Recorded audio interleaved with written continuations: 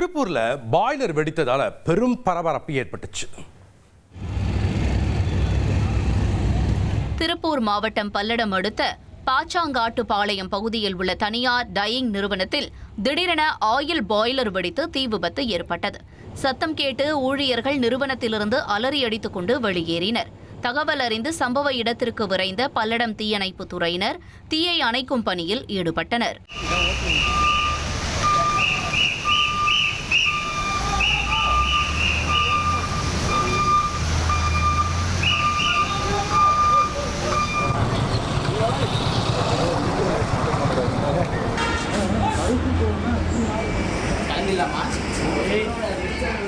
ஒரு கோடியே 27 லட்சம் மனங்களை வென்ற தந்தி டிவி யூடியூப் சேனல். தவிர்க்க முடியாத தம்ப்நெயில்ஸ், கலக்கலான கான்டென்ட்ஸ். நீங்களும் இந்த குடும்பத்தில் இணைய இப்பவே சப்ஸ்கிரைப் பண்ணுங்க.